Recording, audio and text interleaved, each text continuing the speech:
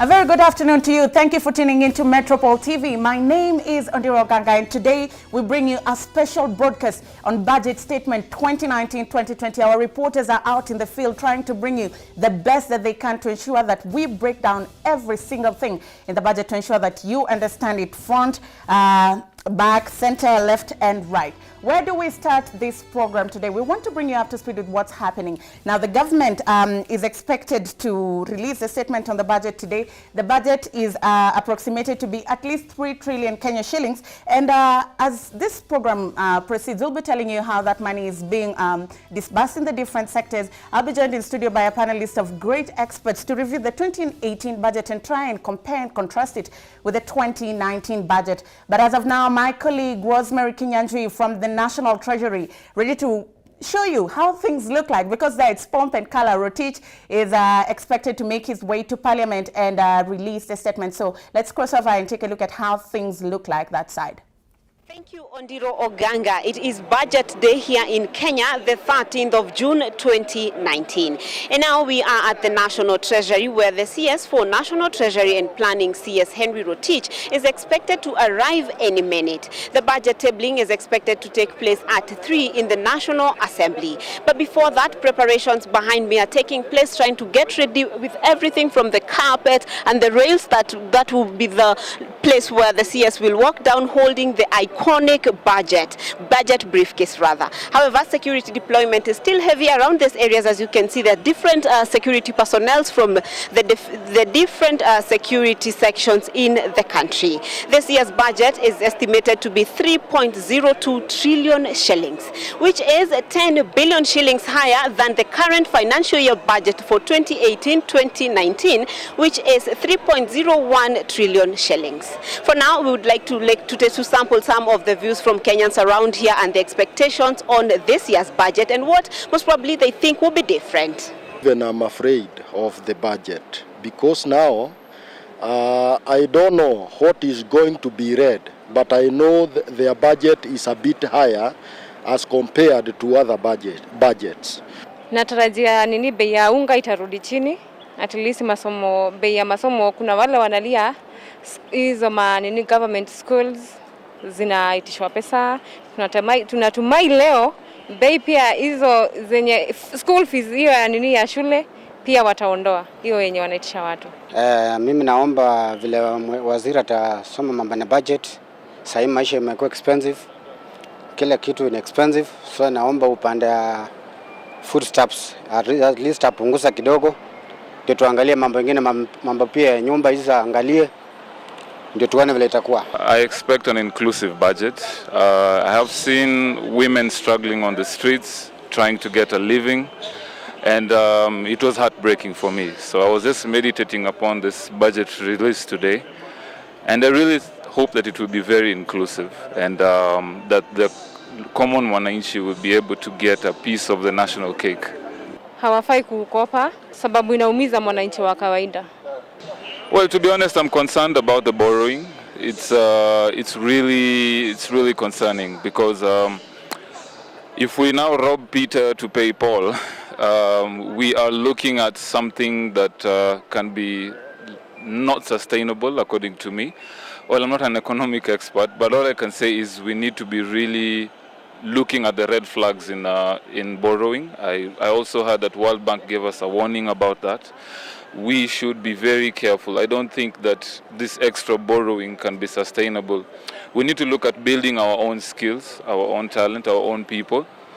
Help borrow skills from the market, so that we can be able to harness what is within us.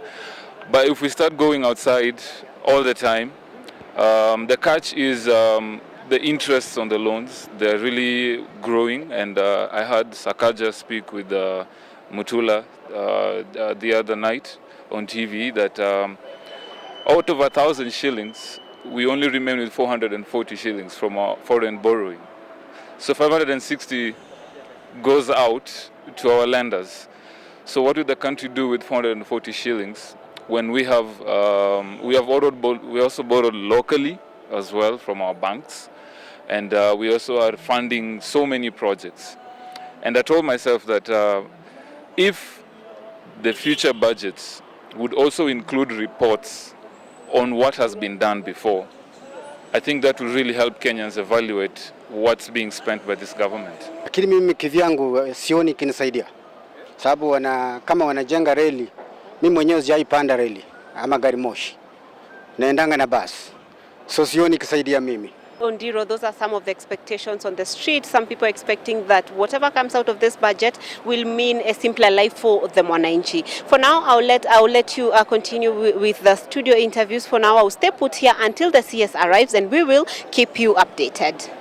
Thank you, Rosemary. Keep us updated when the CS steps down that red carpet so that we see how those events unfold. Right about now, we want to cross over to Parliament, where my colleague Nina Shaban was there trying to speak to members of Parliament and hear what their expectations or what they think of the national budget ahead of its reading in Parliament. Listen in. The budget to be as usual. Normally there are many contentious issues. Particularly we expect that it's not going to favor the Wanjiku as usual.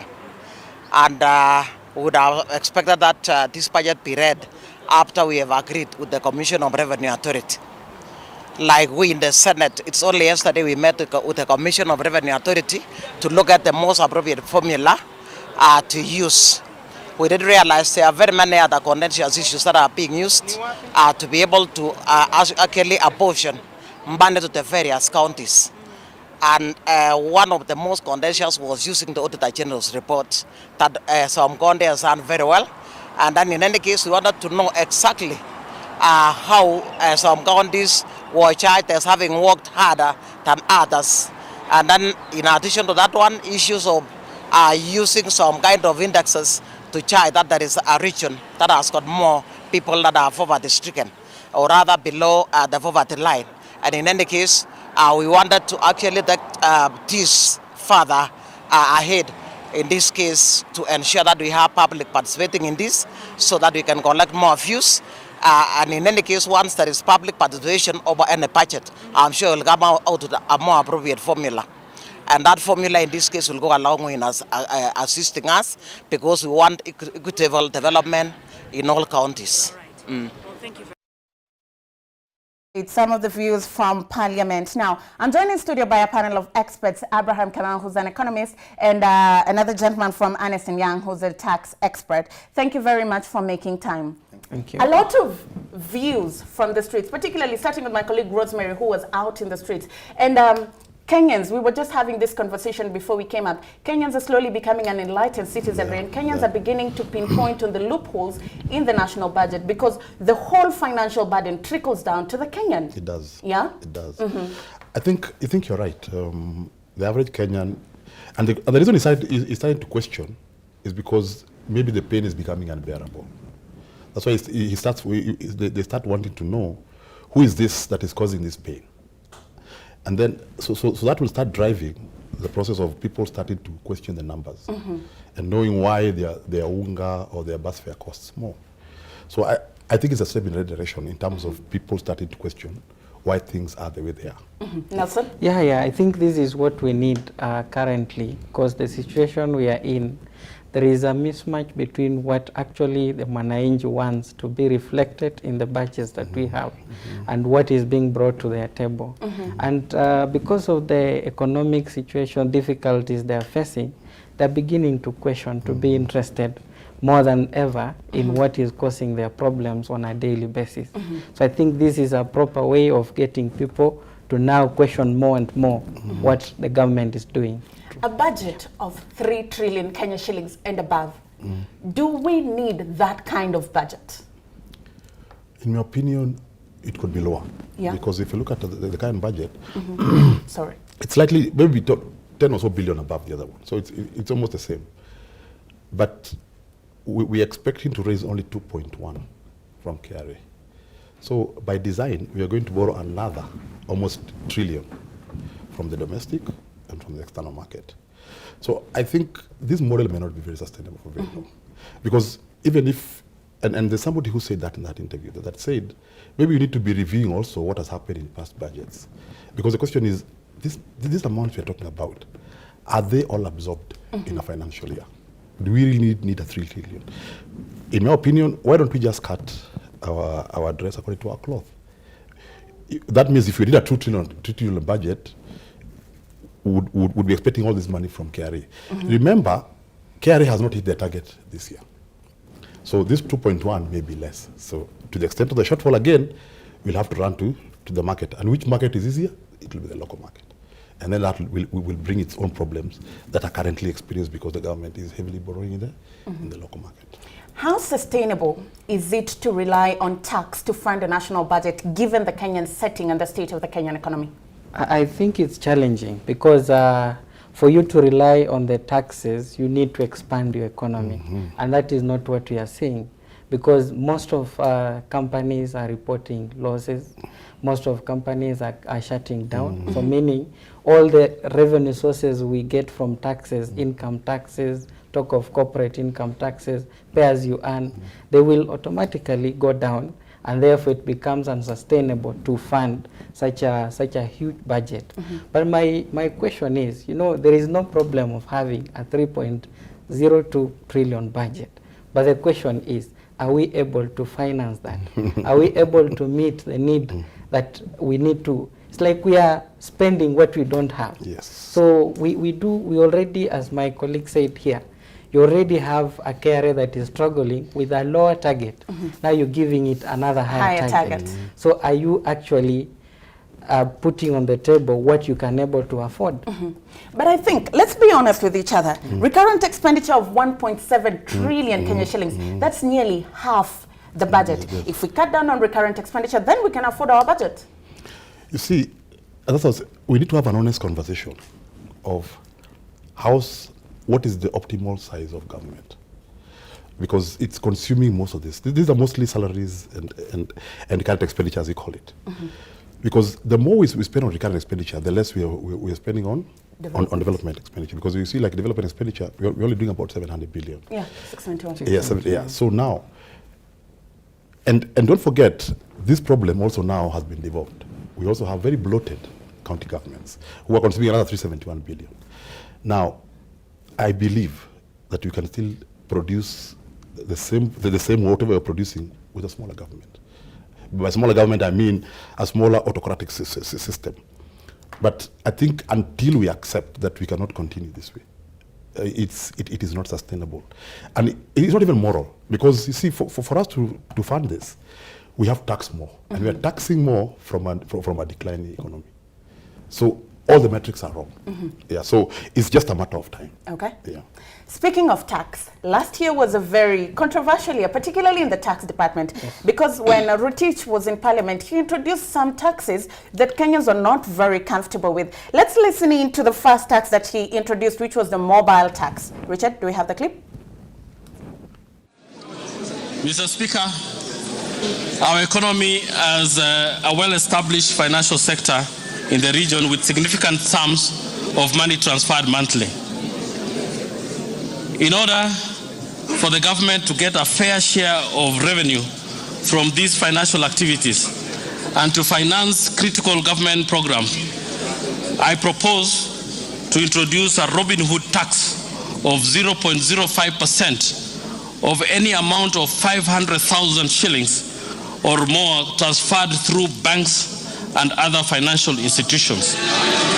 In addition, I have increased excise duty fee charged on money transfer services by cellular phone service providers from 10% to 12%. The revenue realized from these measures shall be used to fund universal health care. Yes. There you have it. Yes. The revenue that will be gotten from there will be used to fund universal health care. That's one area that Kenyans are in dire need of.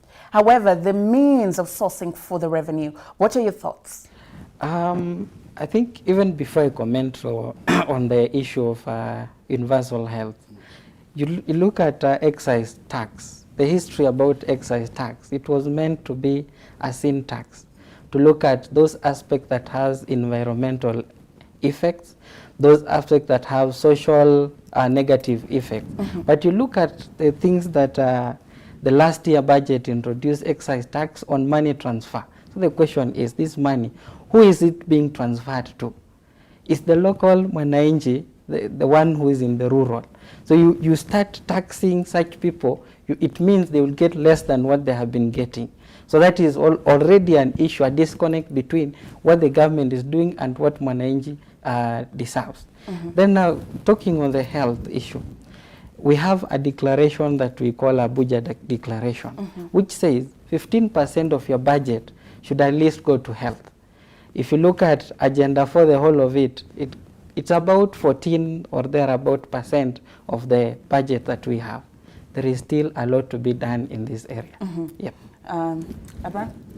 You see the trend we are seeing is you see, for you to raise tax, more tax for it, in a lump sum, you either raise the tax rate or you expand your tax base and use a lower rate.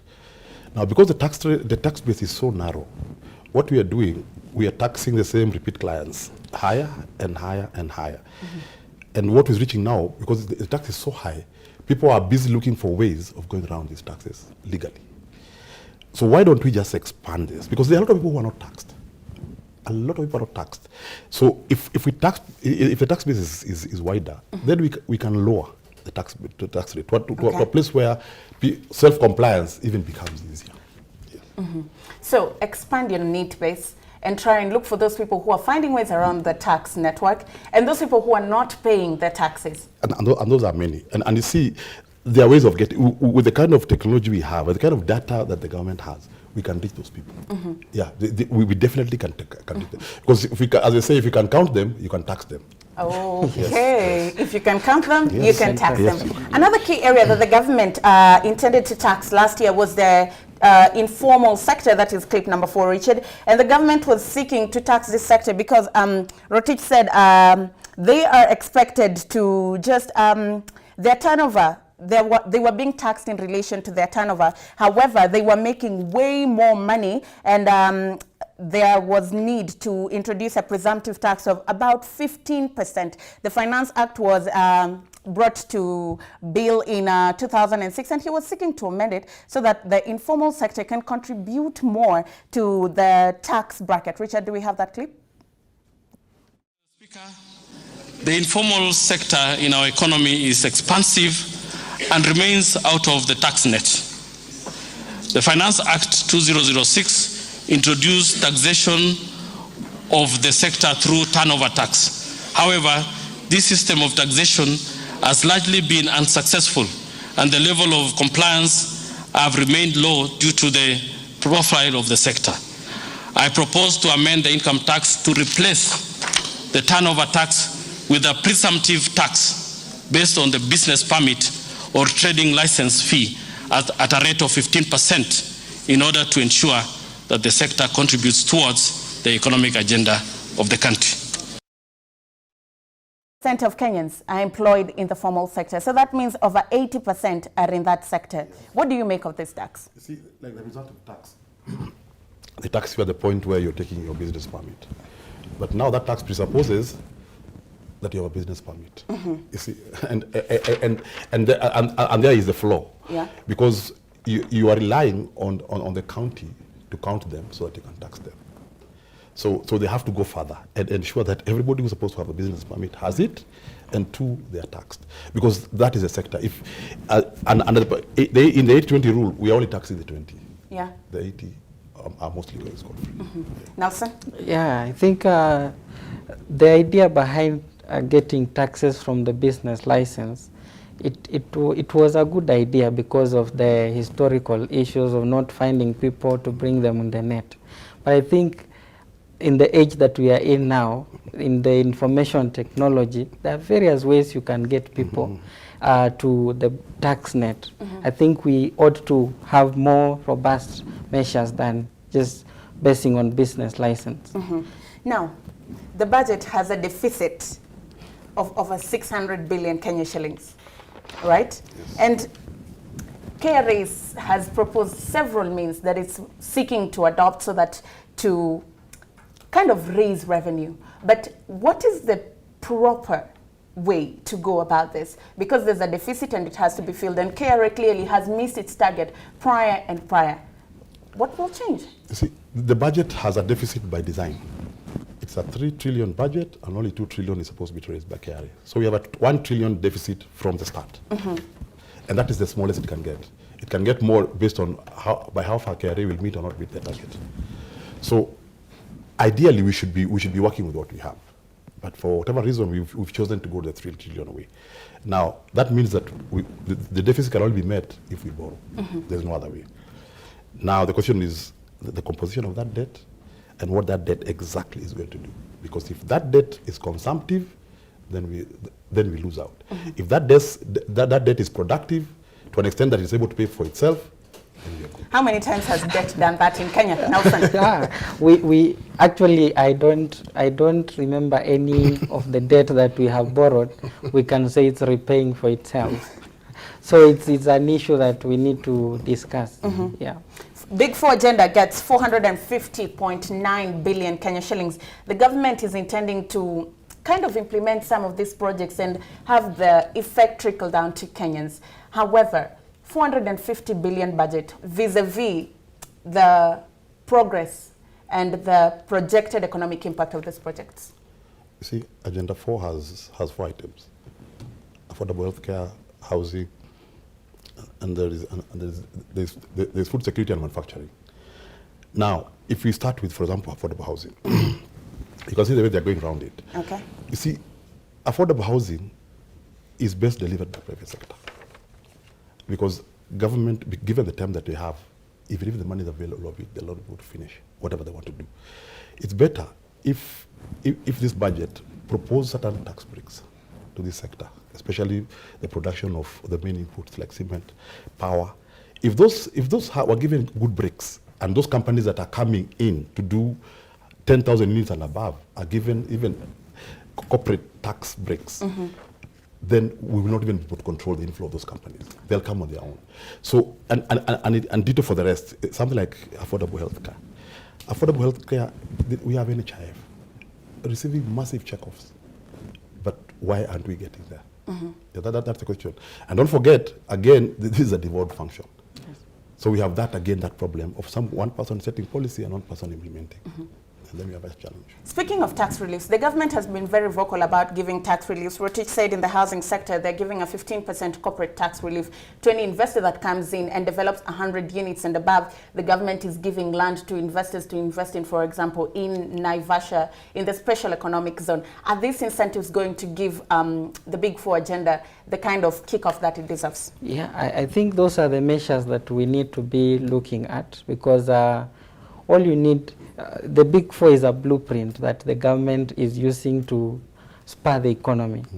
And having incentives is one of ways of attracting investors. But again, if you do not have people who can be able to absorb whatever the investors are coming to build, then there's a problem there. So we need the incentives, yes, but over and above that, we also need some other measures to help the high purchasing power of the people. Now, moving forward, this is the place that we are at. Last year, kind of just a quick compare and contrast of last year. We read a budget, we allocated funds to it. There's a gentleman who spoke to Rosemary and said, we need to start taking stock. So from an economist's point of view, if we take stock from last year's budget, how far have we gotten?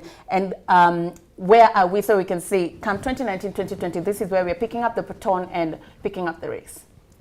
I think it spans across most ministries. You'll find even the development funds are not fully absorbed because of government process of procurement and other bureaucratic processes that are involved.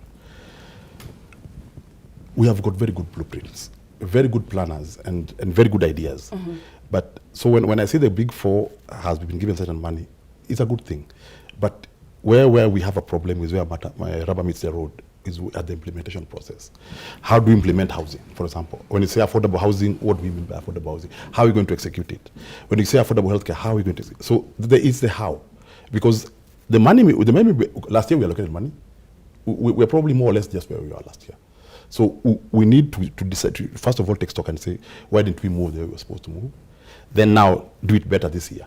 Otherwise, we'll just keep throwing money at a problem and we don't move. And by better, you mean? By better, I mean looking at and learning from your mistakes.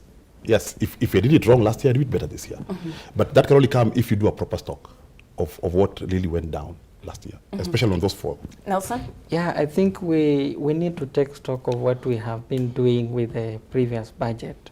We have seen allocations that are going to development projects, but sometimes we just get from the media information of how things have gone in disarray, but we don't have a proper way of the government communicating to the people that this is what we plan to do, this is what we have done, and this is how we need to progress further in, and this is what we are doing in the current budget to enable us progress as we had planned on the various projects that we had. So there is a key component on information dissemination from the government to link up with the people who are the main people who carry the budget so that they understand what is happening. Then the other issue with the allocation, we are saying we have big 4 agenda items that we see as being the backbone of propelling our economy, but we only allocate 15%.